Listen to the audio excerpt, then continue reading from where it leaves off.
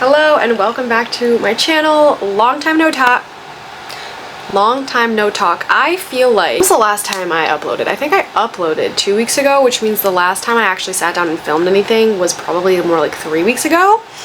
And I didn't have the intention of taking this much time off. I knew I was going to be taking at least 10 days off for my RV cross-country road trip, which I'm obviously now back from. And so I wanted to kind of catch up with you guys, talk about what I read on the trip, chat about the trip in general because it was amazing. So yeah, grab a drink and settle in. We're just gonna be chatting today.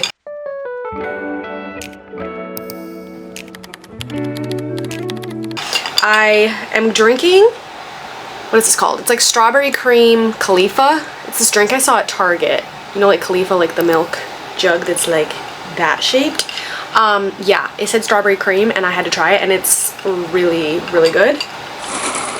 It reminds me of like strawberry milk tea, like if you have ever had strawberry milk tea boba. It's kind of what it reminds me of and it's really good. But yeah, that's what I'm drinking.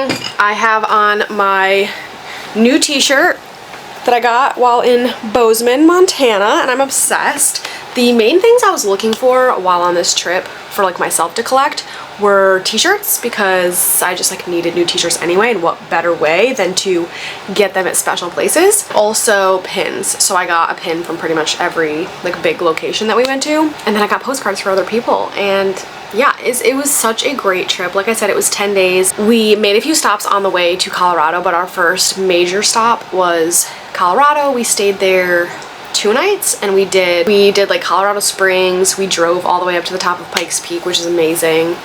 Over 14,000 feet of elevation. It felt crazy. Like, we all were kind of lightheaded. It felt crazy. We did a hike that same day. On the way back from the hike, we ended up getting absolutely downpoured on. It even like hailed a little bit. I just have the best memories now from this trip. I actually just put together a photo album because I was just too excited. I took so many photos. I didn't vlog anything. I wanted to live in the moment, be present, which I really was, and it felt great. Highly recommend, by the way. But I did take photos just like for myself. So I'm not gonna be really sharing those, I don't think, because again, I was on a trip with like a lot of other people. So I didn't feel right about like vlogging and having the camera out and being like, look guys, this is where I am and this is what I'm reading. And so we just took a break.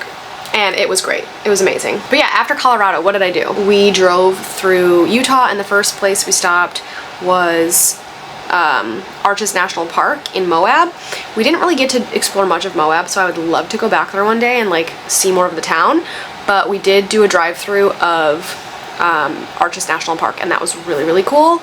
Again, highly recommend. And then we drove further north in Utah. We tried swig, which is apparently a big thing from The Secret Lives of Mormon Wives, which, by the way, I have yet to watch. It's on the docket to watch it, so I'm gonna do that.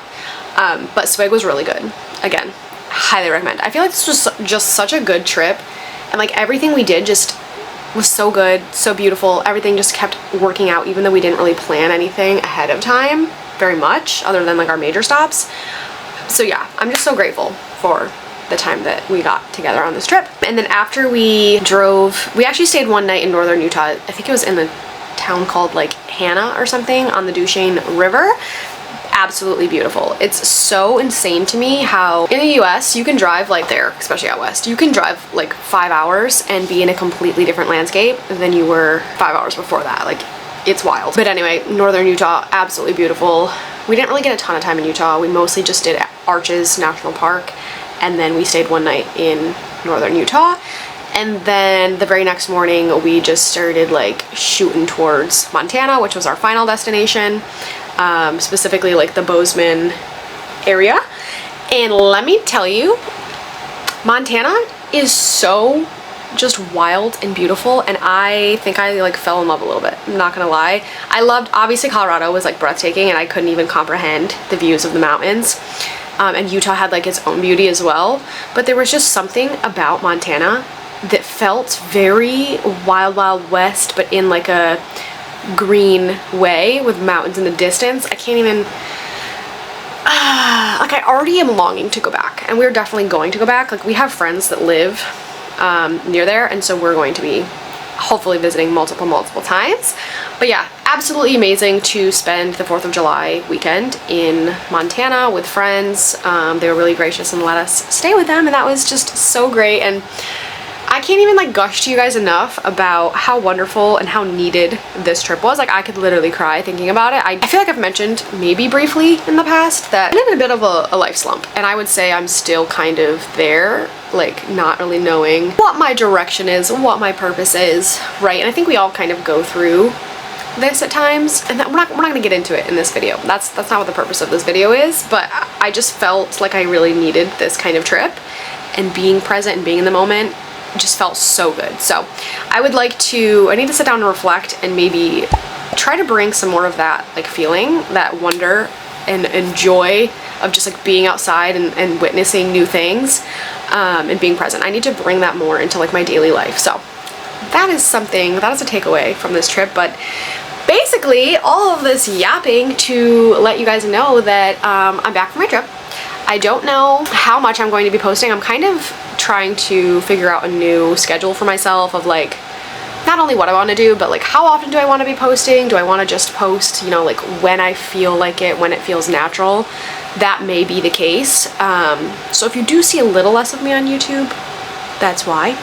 But never fret, I am still going to be over on the Bookstagram side of things, which I always link in the description below, as well as I update my Fable pretty regularly, all of that. So make sure to follow me there for like reading updates, just in case I'm not here as much. But I do still want to like be creating videos. I just don't know if it'll be every single week. So just wanted to put that disclaimer out there. If you stuck around through this little break that I've taken, I think it's only been like 3 weeks. Thank you. Thank you for being here still. Thank you for supporting. I love you guys. And yeah, let's get into the book updates. I did end up reading, I think like 4 books total while on my trip, mostly on my Kindle, because I only brought Left of Forever as like a physical copy just to save room and so that nothing got damaged. But the first book that we finished while on the trip was Cinder by Marissa Myers. I was already probably, I would say maybe 50% through or a little bit more upon like starting the trip out, and I ended up finishing it like I think like night 1 in the RV. Thank God I was able to read in a moving RV. I was really worried because I thought I was gonna have severe motion sickness like I have in the past. Also, hopefully you can hear me over my AC. Hold on. Hopefully that hasn't been annoying the entire time. So sorry. What was I saying? Oh yeah, Cinder. Luckily I was, like I said, able to read the entire trip while the RV was moving, no problems. I think just because there was so much more room than when you're like in a tiny car and you're kind of like paying attention to everything going by you. Not that during the day when we were going through cool places I wasn't paying attention, but at night I was doing a lot of reading. I finished Cinder, which is a YA like sci-fi. As you can maybe tell by the title, it's like a Cinderella type retelling. It's kind of dystopian. She's a cyborg, and cyborgs in this society are kind of looked down upon. Her stepmother, again, just like Cinderella, is horrible. And then she has stepsisters, one of them who she's close to. And this was really fun. There was a lot of like politics kind of with her. She meets the prince, and I think in future books there might be like there might be more romance. This one wasn't like romance heavy or anything like that, but you could tell there's like that romantic tension between like her and the crown prince. A bunch of wild stuff happens in this book. There's like this mysterious disease this entire time that's spreading rapidly. They're trying to figure it out. Meanwhile, the country that she lives in, New Beijing, is also getting a visit from Lunar.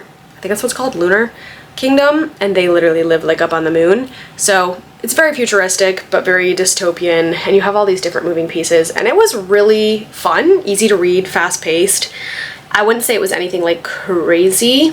I think this was published, I want to say like early 2000s, and it was definitely giving that vibe, which I've kind of been enjoying more lately, like those earlier kind of more classic fantasy books. I do highly recommend this if you are into YA fantasy, YA sci-fi, anything like that, anything with cyborgs. I thought the cyborg part of it was like really fun and unique, so I ended up rating this 4 stars. Again, nothing, it wasn't like anything that I was like, oh my god, this is the end all be all, I'm obsessed, but it was a good time. It was easy to read. I do think I will continue on with the series, but I haven't quite figured out if the next book in the series is part of like the linear timeline of where this one ended off. because that's what I'm interested in, right? I'm interested in, there was like a bit of a cliffhanger and open-ended situation at the end of this, and that's what I'm interested in. So I don't want to like go back in time. I kind of hate when series do that. And just reading the synopsis of the second book, I can't tell if we're gonna get more of the main character in this book in the second book. So the jury's out on whether or not I will continue and when, but I don't really have a reason not to continue. So I may be doing that at some point in the future. But this was the first book we finished on the trip. Need a break from all this talking, guys. I just feel very chatty. Immediately picked up Left of Forever by Tara DeWitt. This is book 2. I don't know what the actual interconnected series is called, but this is the book that comes after Savor It, and I loved Savor It. And dare I say I liked this one even more somehow? I don't know. I loved them both. But this one was very, very emotional. I cried many times while reading this, and it's just so beautifully written. Like, I can't even explain to you guys. Like, go pick up these books. Go pick up this series. You won't regret it. This one in particular is a second chance romance between Ren and Ellis Bird. They have been divorced for many years. Their relationship kind of just like fizzled out and wasn't working anymore, so they got a divorce. And now many years later, I think they're in their 30s. Yeah. They're in their 30s. She runs the bakery. He's a firefighter. And they live very separate lives, but they have a son together. They had a son very young. You get dual perspective, and they're both constantly like on each other's minds, like what went wrong in the relationship and all of that. And Ellis and Ren, they go to move their son Sam into college, and they decide, well, mostly Ellis pitches this, but they ultimately decide to go on like a road trip together after dropping him off at college. And they stop at these multiple destinations and kind of just see if their relationship could ever be a thing again. And just the journey they go on of like self-discovery and just rediscovering their own love for each other through their history and everything. It's just so rich and beautiful, and you're rooting for them the entire time. I think I'm talking myself in a circle at this point, but this was beautiful, hard-hitting, and I always know when a book is really good because I like find myself having a hard time describing anything like concrete, and that's what's happening here. But yeah, no, I loved the road trip aspect of it. I love that. I have been really liking second chance romances lately, and this one was 10 out of 10. 5 stars. I gave this 5 stars. I don't know if I've already said that. I gave it 5 stars. This was insanely amazing, and I can't wait to be back in Spoon's Oregon again, so I can't wait to see like what her next book in this series, like who that one follows, and read it, because Spoon's Oregon has my heart. Anyway, yeah, this was beautiful. 10 out of 10, recommend. Moving on, after I finished this, I believe I went directly into Unwanted by Mia Sheridan. This is another one that I read on my Kindle. As much as I wanted to bring this stunning physical copy, I just like didn't have room for it and didn't want it getting damaged because it's so pretty. But I brought this one because the setting of this one is Montana. Hello. And I ended up, so I was reading this on the RV, and I think I ended up finishing it before we officially got to Montana. And originally I was planning to like read it while in Montana.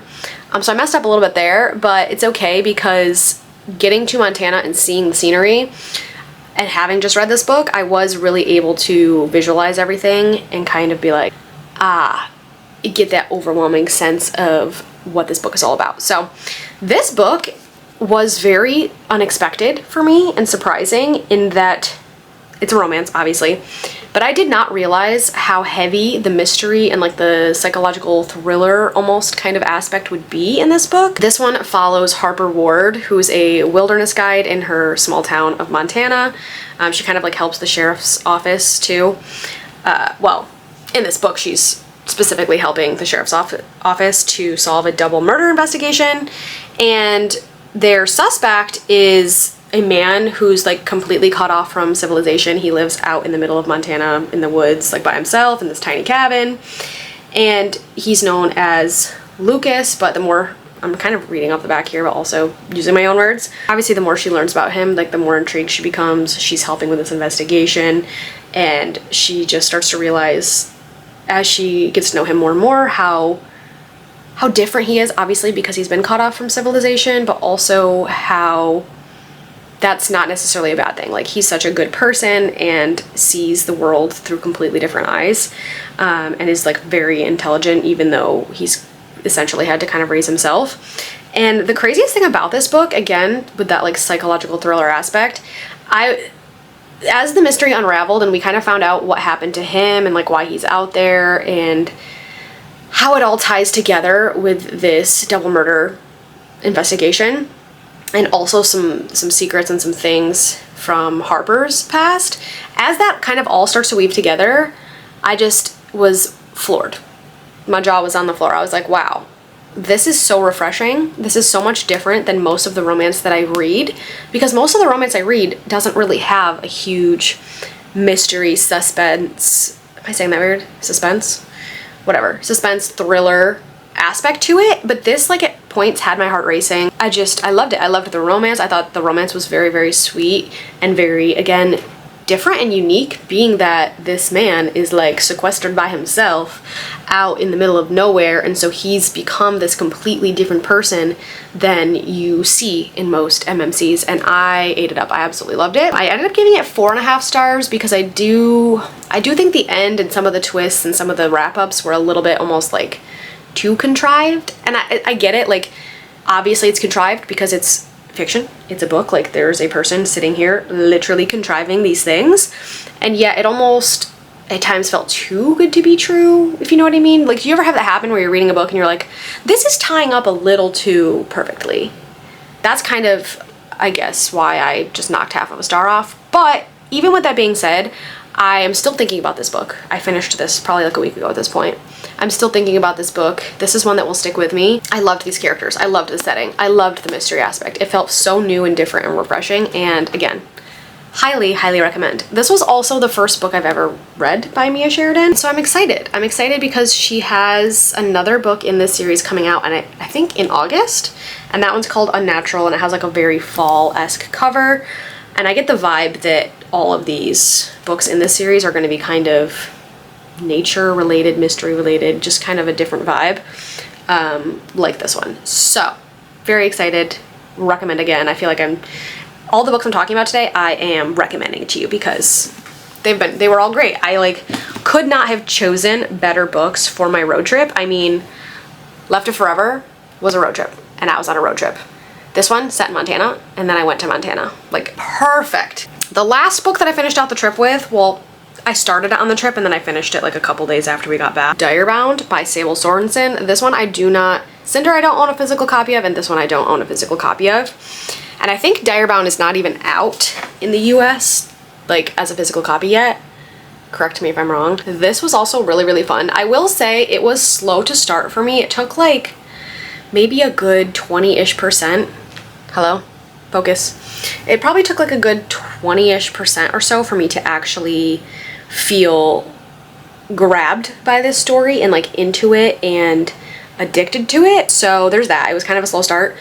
But other than that, I really ended up loving this. This is a book about direwolves and bonding with direwolves, and the main character in this book, what's her name by the way? I'm so bad with names, guys. Marin. Yeah, so Marin is our FMC, and she's poor, and she's kind of like, at the beginning of the book, she's a street fighter, and she ends up, there's all these children being taken, it's a whole thing. She ends up having to join the like soldiers, like the front lines or whatever. She like signs herself up to be a recruit to go find her sister who ends up getting taken. And she doesn't realize, nobody really realizes, as she's signing up to be a new recruit, that they're about to start the bonding trials, which basically means there are these big direwolves who are looking to bond with like a rider, and those are like the elite forces of the kingdom, right? And they don't really tell the new recruits when these bonding trials are about to happen. You're just kind of like thrown into it. So she joins wanting to find her sister, and little does she know they're gonna be like, whoa, whoa, whoa, wait a second, we're gonna throw you into these bonding trials first. And so she's just very like hesitant and very like, I guess I'll do it to get to the next step, to get to my sister, right? That starts off a whole journey. She's gotta like go up and ascend this mountain and like obviously try to bond with a direwolf, and then there's, yeah. I won't get into it too much because I don't want to spoil anything, but that's the premise, and it's very much like Hunger Games reminiscent. Actually, there were this was one of the cons for me. I do feel like there were some like striking resemblances to the Hunger Games, almost a little bit too close, but this was still different in other ways and very fun. If you like books with trials, books where there's bonding with animals, books with wolves, then you will like this. This is definitely like classic romantic-y vibes. And also I don't want to say I loved the romance, because if you know, you know. Like, once you read it, you'll understand what I mean. There's a certain character who I think we're going to be getting, well, I know we're going to be getting more of in the next book, and I can't wait for that. I can't wait for the actual romance to, like, kick off more. I think it's going to be great. Like, this man that I'm talking about, again, I don't want to give too much away. This man that I'm talking about was the whole book for me. Like, I'm obsessed with him. And I need book 2, like, immediately. Like, this ends in a huge cliffhanger, a lot of drama, a lot of big things happening. And I finished this book and I was distraught, because guess what? Book 2, Furybound, I just found out it was supposed to be coming out in July. It is now not coming out until March 2026. So that's unfortunate. I'm gonna probably have to reread this before going and reading Furybound, since that's like a year away. I was distraught upon finishing this because I need book 2 yesterday. I ended up rating this, did I rate this 4.5 stars? I did knock it down a little bit just because of the things that I mentioned. Like, it wasn't like a perfect book. I rated it like a flat 4 stars because not only were there some like huge resemblances to Hunger Games that kind of I was like, but some of the dialogue, some of the parts, scenes in this book were also a bit cheesy, and with the slow start, I couldn't give it like a 5 stars. But it's definitely, I would say, like a solid 4. Like, it was fun. And then as the book kept going on, it kept getting better and getting me even more and more into it, to the point where at the end I was like immediately searching up book 2 and was very upset that I couldn't start book 2 immediately. But yeah, so I gave this one 4 stars. So I would say a very successful reading while I was on my trip. We read Cinder. I gave that 4 stars. That was YA sci-fi. And then I read Left of Forever, romance, 5 stars. Unwanted, romance with some like mystery elements, 4.5 stars. And then Direbound, romantasy, 4 stars. So yeah, great time reading. I can't believe I read this many books while on a trip, like I was on. I wasn't sure that I was going to be reading a lot with the nature of this trip, but being that we, you know, in between locations, we're pretty much just sitting in the RV, doing nothing for long, very, very long hauls. It was a perfect time for me to get some reading in. So yeah, that's kind of a catch up and an update on everything that I've read while on my trip. Yeah, so the only 2 books I have left on my like official July TBR that I posted a video of, like that was my last video that I posted. The only 2 books I have left on that are Caliban's War by James S.A. Corey, which is book 2 of the Expanse series, and then I still have Watermoon on there because I still have not been in the mood for that one. We'll see. But yeah, so that's kind of the update, the progress on the July TBR, the update on my trip, the life update. Yeah, I just kind of wanted to catch up with you guys. I feel like I've missed talking to you. I miss chatting and gabbing about books, and so yeah, I'm probably gonna leave it at that. I don't know how long this video is at this point, but I just kind of wanted to give you guys that update, and I need to sit down and plan out like what I want my next video to be, and hopefully I will see you guys soon. Thank you so much for watching. As always, don't forget to like, comment, and subscribe if you do like this kind of video, if you like any of my videos. I highly appreciate it. Love you so much, and I hope to see you in the next one. Bye!